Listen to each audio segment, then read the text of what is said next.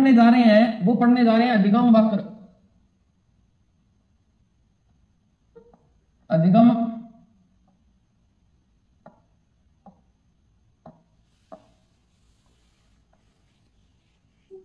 अधिगम वक्र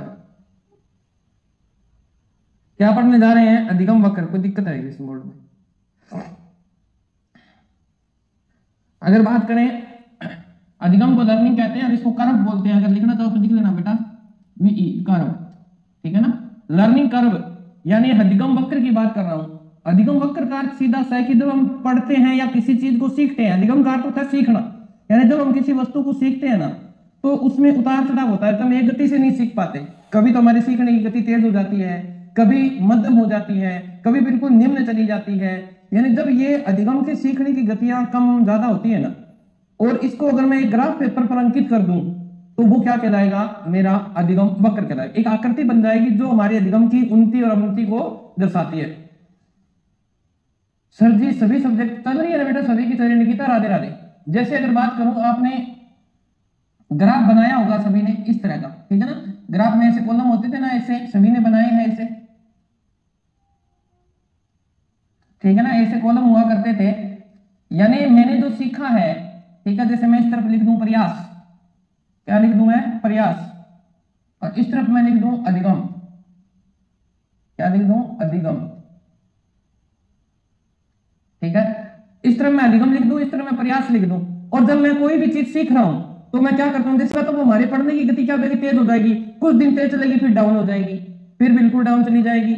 यानी जब सीखने में अधिगम में जो गति कभी कम कभी ज्यादा, जैसे अगर बात करें पहले प्रयास में हमने अच्छा सीखा, फिर दूसरे प्रयास में हमने कम सीखा, ठीक है ना। तीसरे प्रयास में हमने अच्छा सीखा, चौथे प्रयास में हमने बिल्कुल कम सीखा। तो यानी ये देखो एक वक्र सा बन रहा है, एक आकृति बन रही है। ये देखिए इस तरह की जो आकृतियां बनती है ना, इस तरह की ये देखो आकृतियां बन रही है, जिसे हम ग्राफ से क्या कर सकते हैं? दर्शा सकते हैं। तो ध्यान रखना वो क्या कहलाएगा? आपका अधिगम वक्र ही कहलाएगा। तो डेफिनेशन क्लियर हुई कि जब सीखने के दौरान सीखने की गति कभी कम तो कभी ज्यादा होती है, और जो कभी हमारी उन्नति को दर्शाती है, कभी हमारी अवनति को दर्शाती है, उसे हम अधिगम वक्र कहते हैं, ठीक है ना। तो लिखना था उसे लिख लीजिए कि सीखने के दौरान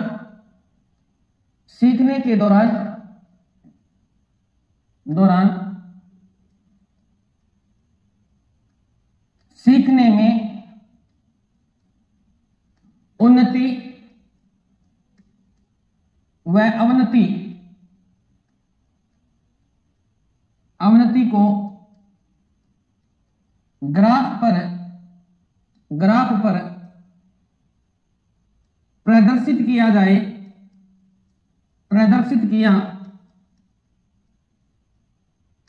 है,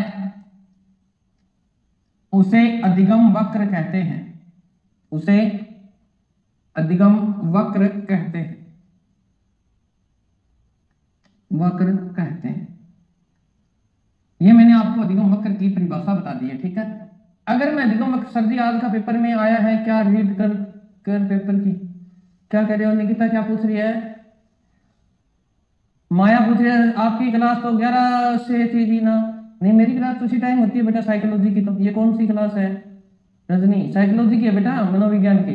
निकिता कह रही है सर आज के पेपर में आई है क्या? रीड कर। अभी तो बेटा बजट पास हुआ है, अभी तो बजट पे बोला गया ना, अभी तो विधानसभा में बजट सत्र चल रहा है, तो वहां घोषणा हुई है, ठीक है ना। हाँ, तो यहाँ इसकी बात करें हम, सबसे पहले अगर बात करें 1885 में जर्मनी के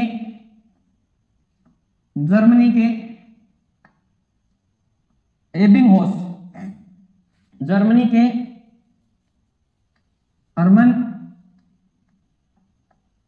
एबिंगहास ने 1885 में जर्मनी के हर्मन एबिंगहास ने अधिगम वक्र बनाया,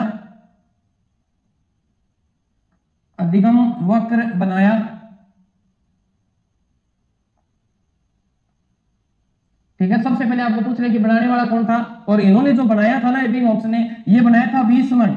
कौन सा वक्र बनाया था इन्होंने वीसमन वक्र बनाया था। कौन सा वक्र है? वीसमन वक्र है। कौन सा वक्र है? वीसमन वक्र है।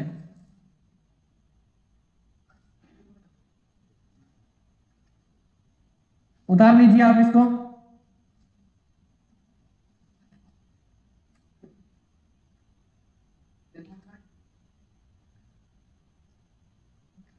पानी सामने कंट्री नहीं मत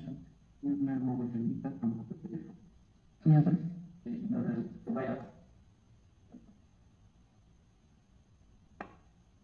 सीधा से उतार दिया ना सभी ने।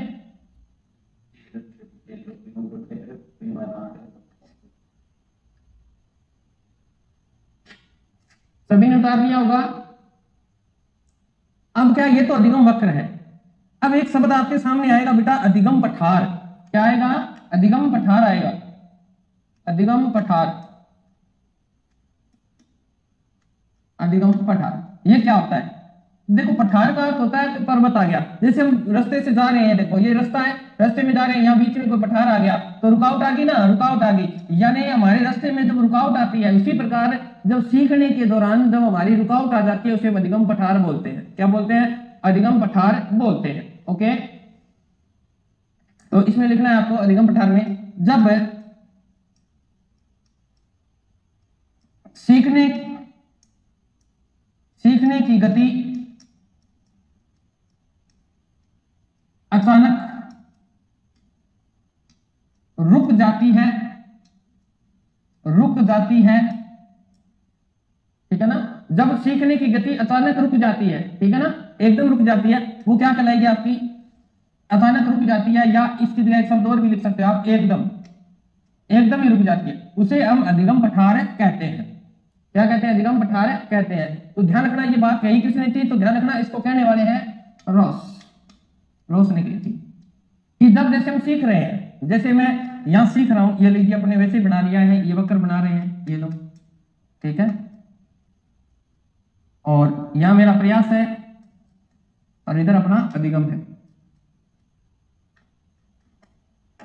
जैसे मेरे सीखने की गति, पहले दिन इतना सीखा मैंने एक प्रयास में, दूसरे दिन ऐसे सीखा, ठीक है, तीसरे दिन मैंने इतना सीखा, चौथे दिन मैंने इतना सीखा, पांचवें दिन इतना।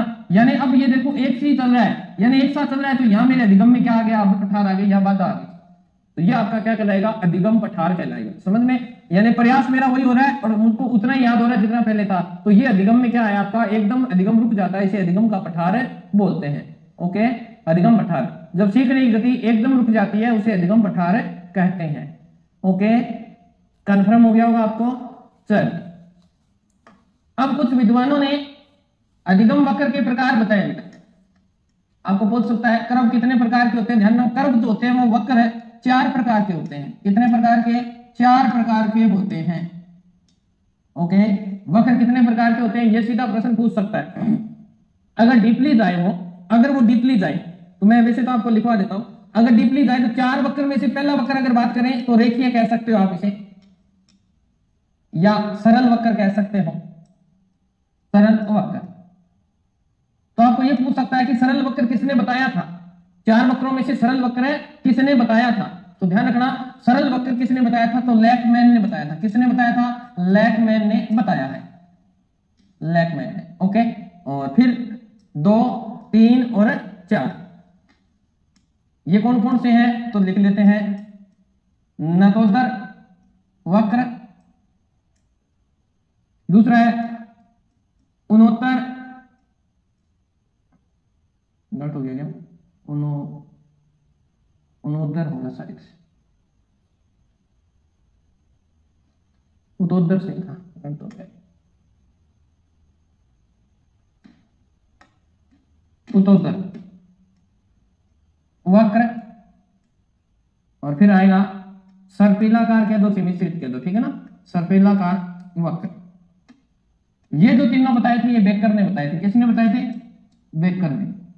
तो याद रखना, आपको पूछ सकता है कि लैकमैन ने कौन सा बताया? तो सरल रेखीय वक्र लैकमैन ने बताया है। सर बीच में ब्लैक बोर्ड ब्लू हो रहा है, सही हो गया बेटा? अब नहीं होगा, ठीक है। नतोदर वक्र था, उतोदर वक्र है, ठीक है ना।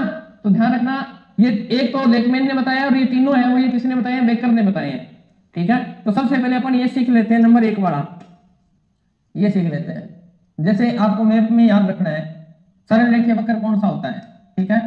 जैसे ऐसे होगा, ओके, ये ग्राफ पर अंकित करें, 1 2 3 4 5 6 7, 1 2 3 4 5 6 7। यहां लिखना है आपको प्रयास, ठीक ठीक है। और इधर आपने लिखना है अधिगम। क्या लिखना है? अधिगम, अधिगम। ओके, अब देखिए आपने पहला प्रयास किया, आपने पहले प्रयास में 1 को सीखा, दूसरे प्रयास में आपने 2 को सीखा, तीसरे प्रयास में आपने 3 को सीखा, चौथे प्रयास में आपने 4 को सीखा, पांचवें में आपने 5 को सीखा। यानी यहां सीखने की मात्रा और सीखने का प्रयास क्या है? एक समान है, और है ना एक समान। तो जहां सीखने की गति एक समान हो तो वो आपका कौन सा होगा? सरल रेखीय वक्र। कैसे? अब मैं यहां से इसकी रेखा बनानी शुरू करूं तो देखिए यहां से एक सरल रेखा बनेगी, ये देखो बनी कि नहीं बनी? इसलिए इसको क्या कहते हैं? सरल रेखीय वक्र कहते हैं। तो इसके आगे लिखना है आपने, जब सीखने की गति, सरल रेखीय वक्र में आपने लिखना है जब सीखने की गति, जब सीखने की गति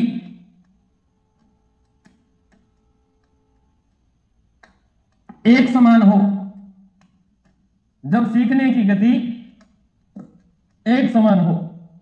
ओके, जब सीखने की गति एक समान हो, तो ये आपको पूछ सकता है जब सीखने की गति एक समान हो वो कौन सा वक्र होगा? तो ध्यान रखना वो कौन सा होगा? सरल रेखीय वक्र कह सकते हो, रेखीय वक्र कह सकते हो, ठीक है ना। तो दोनों को इकट्ठा भी बोल सकते हो, सरल रेखीय। इसको मैं इकट्ठा लिख के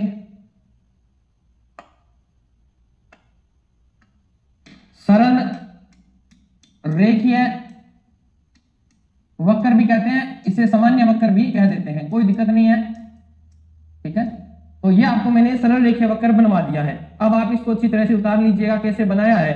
दोबारा समझाते हैं। पहले प्रयास में 1 को सीखा, दूसरे में 1 को सीखा, तीसरे में उन्होंने उतना ही प्रयास किया, चौथे में उतना ही किया। तो यानी हमारे जो प्रयास जो कर रहे हैं, जो सीख रहे हैं, वो एक ही समान है। यानी पहले में जितना सीखा उतने, दूसरे में सीखा उतना, तीसरे में सीखा उतना ही, चौथे में। देखिए सरल रेखा के रूप में व्यक्त हो रहा है, इसीलिए सरल रेखीय वक्र कहते हैं, अर्थात जब सीखने की गति एक समान हो। उतार लिया होगा आपने।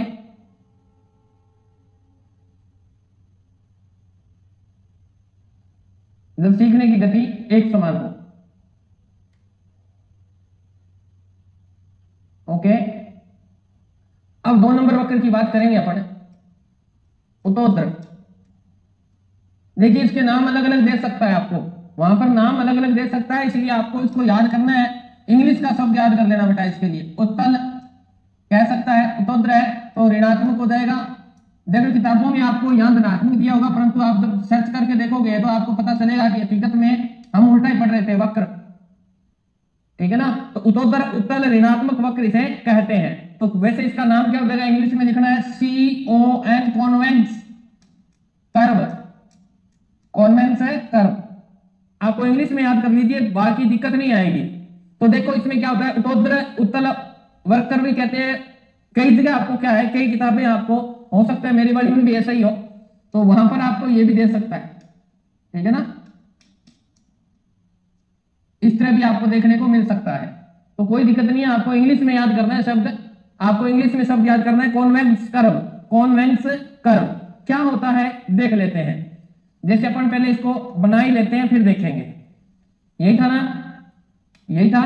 चलिए वक्र हम बनाएंगे, कैसे था ये लीजिए, वही सेम का सेम। एक तरफ आपने प्रयास लिखना है और एक तरफ यहां लिखना है प्रयास, और इधर लिखना है आपने अधिगम, अधिगम। इस वक्र में क्या होता है, जैसे शुरू में सीखने की गति तीव्र होती है, फिर बिल्कुल सामान्य हो जाती है, और फिर डाउन चली जाती है। परंतु बिल्कुल डाउन नहीं जाएगी, ऐसे टुकड़ों में जाएगी, टुकड़ों में। बिल्कुल डाउन नहीं लगाना है आपने, बिल्कुल भी डाउन नहीं करना है, थोड़ा सा नीचे करके झुका के छोड़ देना है। क्यों होगा वो मैं बताऊंगा आपको, वो मैं आपको बताऊंगा। अब देखिए आपको यहां दिख रहा होगा, यहां सीखने की गति कैसी है? तीव्र है, सीखने की गति तीव्र है। अब यहां कैसी है? यहां स्थिर है, यानी प्रसार आ गया यहाँ पे। और यहां देखें तो यहां क्या है? निम्न है, यही तो है ना। तो क्या अर्थ हुआ कि जहां सीखने की गति में क्या हो, कब शुरू में तो सीखने की गति तीव्र हो, फिर सीखने की गति सामान्य हो जाए, यानी रुक जाती है, और फिर सीखने की गति बिल्कुल निम्न स्तर पर चली जाती है, उस वक्र को हम क्या बोलेंगे? तो ध्यान रखना, उसे उत्तरोत्तर उत्तल ऋणात्मक वक्र बोलेंगे। इंग्लिश में नाम आपको याद रखना है कॉन्वेक्स, ठीक है ना, कॉन्वेक्स। ओके, और इस वक्र में केवल अभिप्रेरणा कार्य करती है।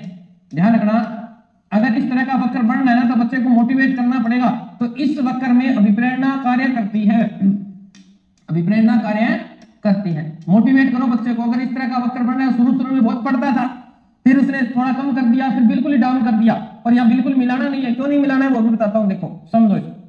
क्योंकि हम मनुष्य हैं और मनुष्य कभी भी किसी वस्तु को पूर्ण रूप से नहीं भूलता है। जैसे आपको याद होगा, कोई मान लीजिए यहाँ भारत का किसान है, उसने हमारे 10 साल खेती की, 10 साल खेती करने के बाद वो किसान अमेरिका चला गया और अमेरिका में 15 साल रह के आया, 15-20 साल रह के आया, वहां वो होटल चलाने लग गया था, ठीक है। और वो 15-20 साल बाद में भारत में आता है अपने, तो बताइए फिर वो क्या खेती करना भूल गया? हो सकता है वो भूल गया, परंतु पूर्ण रूप से कभी भी नहीं भूलेगा। उसे ये पता है कि खेत को पहले जोतना होता है। हाँ, हो सकता है वो ये भूल गया हो कि बीज कितना डालना है, यूरिया कितनी डालनी है, स्प्रे कितनी करनी है, ये भूल सकता है, परंतु पूर्ण रूप से नहीं। जब उसे कस्सी सामने रखी जाएगी, फावड़ा जिसे बोलते हैं, वो रखेंगे तो पहचान जाएगा ये फावड़ा है, ये खेत में काम आता है। जैसे डोली निकालने के लिए जो जिंदरी वगैरह होती है, अगर वो रखेंगे तो पहचान जाएगा खेत का औजार है। ट्यूबवेल, नलकूप जिसे बोलते हैं, वो जान जाएगा इससे पानी निकलता है। तो यानी सारी चीजें नहीं भूल सकता। इसी प्रकार बालक कभी भी पूर्ण रूप से कभी नहीं भूल सकता। आपको याद होगा, आपने 10th क्लास में मैथ पढ़ी थी, ठीक है। आप हो सकता है आप भूल गए हो, परंतु पूर्ण रूप से नहीं भूले हो। आपको याद है कोई ब्याज की प्रश्नावली हुआ करती थी, ऐसे साइन थीटा कोस थीटा भी हुआ करती थी, चक्रवर्ती ब्याज हुआ करते थे, थोड़ा थोड़ा याद है। तो यानी इसीलिए मैंने यहाँ पर इसको टुकड़ों में किया है। मैं यहाँ लगाने को यहाँ पूरा लगा सकता था, परंतु ध्यान रखना मनुष्य कभी भी किसी वस्तु को पूर्ण रूप से नहीं भूलता। जैसे आप बुजुर्ग हो जाओगे ना, बुजुर्ग हो जाओगे तो ध्यान रखना आपको कुछ याद नहीं रहे, परंतु इतना याद रहेगा कि मनोविज्ञान है ना, मास्टर के काम आती है। जब टीचिंग लाइन में जाते हैं, शिक्षक भर्ती में जाते हैं, तो ही मनोविज्ञान काम आती है। ये बात आपके यहाँ घुस गई अब, ये मनोविज्ञान की, ये आपकी ना पढ़ो इसको तो भी आपको याद रहेगा। बांडूरा होता था, पावलो होता था, गंडक होता था, बिजली होती थी, चूहा होता था, इतनी बातें आपको याद रहेंगी। क्योंकि व्यक्ति कभी भी अपनी स्मृति में पूर्ण रूप से किसी को नहीं भूलता है, इसीलिए निम्न स्तर बिल्कुल डाउन नहीं जाएगा, या थोड़ा थोड़ा उसको याद रहेगा। ये कौन सा वक्र है आपका? उत्तोदर या उत्तल या ऋणात्मक वक्र है। इस वक्र में आपको लिखना है, यहां लिख रहा हूं मैं, इसमें इस वक्र में प्रारंभ में अधिगम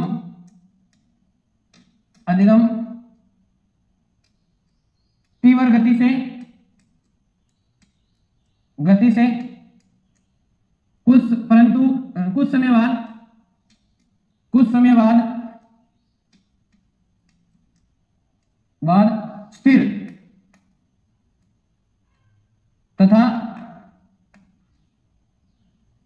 तथा बाद में निम्न स्तर पर चला जाता है, निम्न स्तर पर चला जाता है। तो यहां से पेपर में प्रश्न यहां से पूछेगा, बेटा ये आप गलत करके आओगे, कन्फर्म है ये आप गलत करके आओगे, मुझे पता है। आपको पूछेगा कि किस अधिगम वक्र में अंत में अधिगम निम्न हो जाता है, आप इसका उल्टा करके आओगे। मैं बार बार कह रहा हूं, ऋणात्मक शब्द नहीं देगा वो आपको देगा उत्तोदर, उत्तल, उन्नतोदर।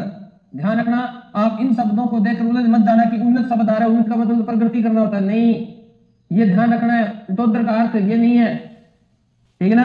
उत्तोदर का मतलब उत्त में उठना, शुरू में उठता है, ठीक है ना, बाद में झुक जाता है।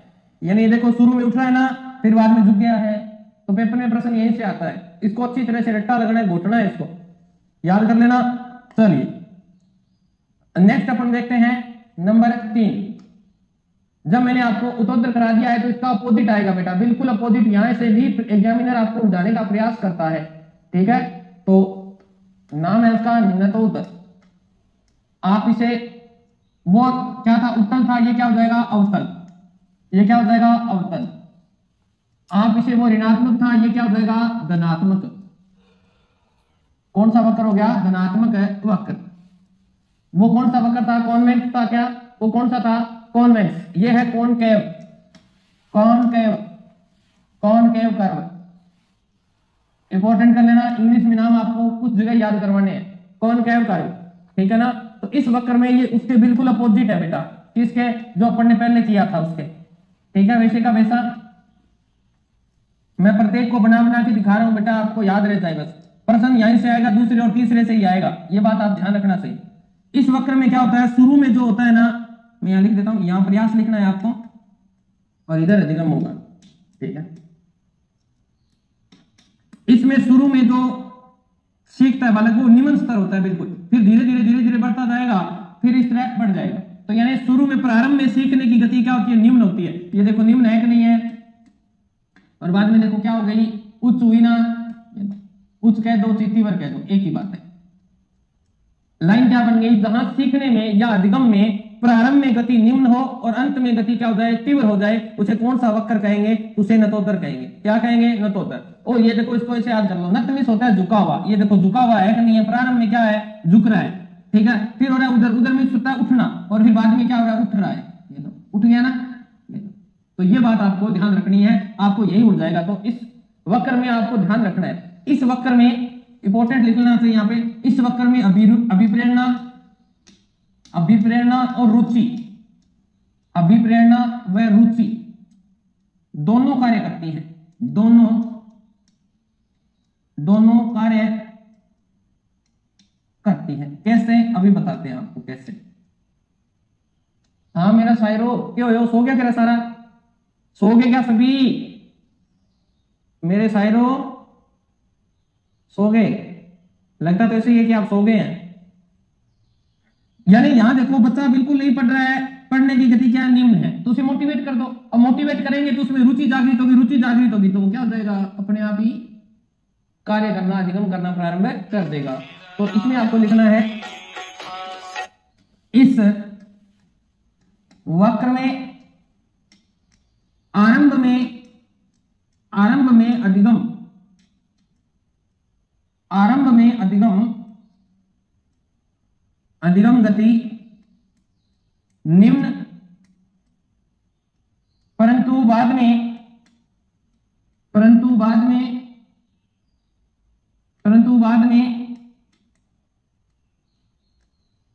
अधिगम गति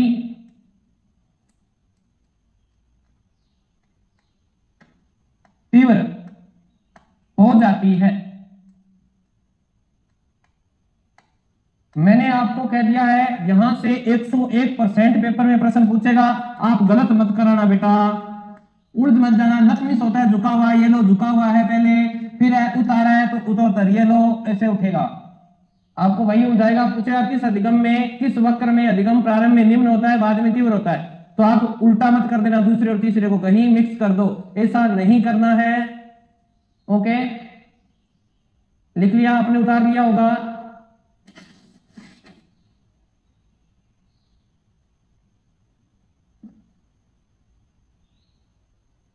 चलिए हम चौथा पढ़ रहे हैं, इसे हम मिश्रित बोल सकते हैं। क्या बोल सकते हैं, दिख रहा है क्या, नहीं दिख रहा, बदल हो रहा है।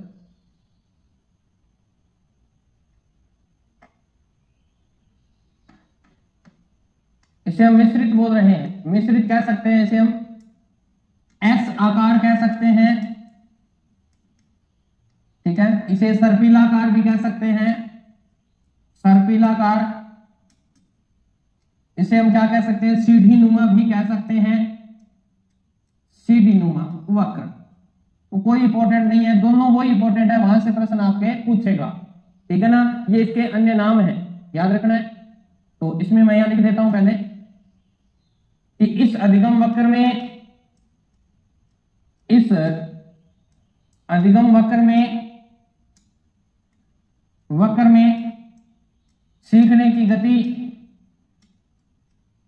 सीखने की गति मंद, फिर तीव्र, फिर मंद,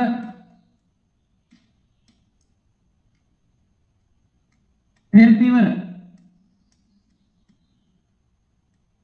क्रम से चलती रहती है, क्रम से चलती रहती है, यानी चलती रहती है। यानी कभी तो सीखने की मात्रा अधिक हो जाती है, कभी सीखने की मात्रा बिल्कुल ही डाउन चली जाती है। सर क्लास क्यों नहीं आ रही, किसकी नहीं आ रही, क्लास आ रही है ना, चल रही है ना क्लास। चलिए अब हम वक्र बनाते हैं,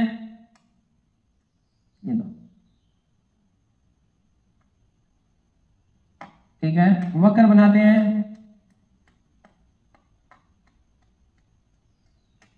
ठीक है। जैसे अगर बात करें वक्र की, तो यहां प्रारंभ में सीखने की गति क्या कह रहा है, मंद, ये लो, फिर तीव्र हो गई, फिर मंद हो गई, फिर तीव्र हो गई, फिर मंद हो गई। तो देखो ये ऐसा आकृति बन रही है, ये देखो ऐसे, ऐसा आकृति हो गई, मिश्रित है, मिला जुला है, ऐसाकार हो गया कि नहीं होगा, ये देखो ऐसाकार हो गया ना ऐसे। फिर देखो सर्पिलाकार, सर्प जैसा हो रहा है, सीढ़ी नुमा, ये देखो सीढ़ियां सी बन रही है। तो यानी जहां सीखने की गति ऐसी हो, यानी इसको हम इस तरह भी बना सकते हैं, ये लीजिए ऐसे भी बन सकता है ये। यानी जहां सीखने की मात्रा कभी निम्न तो कभी तीव्र होती रहती है, उसे हम सर्पिलाकार या मिश्रित या सीढ़ी नुमा वक्र भी कहते हैं। ओके, हाँ जी,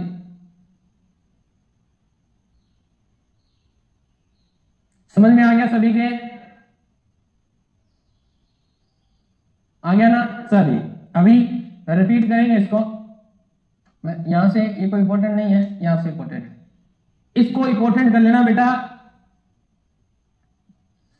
जैसे पेपर की घोषणा होती है ना, भी रीट की भर्ती आ गई, जब हमारा जो वक्र बनता है ना, तारीख नहीं आती तब तक, तब जब हमारा वक्र बनता है ये बनता। जैसे शुरू में 10 दिन तो हम बहुत तेज पढ़ते हैं, फिर हम धीमे धीमे, जैसे शुरू में हमने यहाँ 10 घंटे पढ़े, तीव्रता अधिगम, फिर हमारे वो 10 घंटे 6 घंटे में बदल गए, फिर 6 घंटे से वो डाउन हो रहे हैं, 4 3 2 1।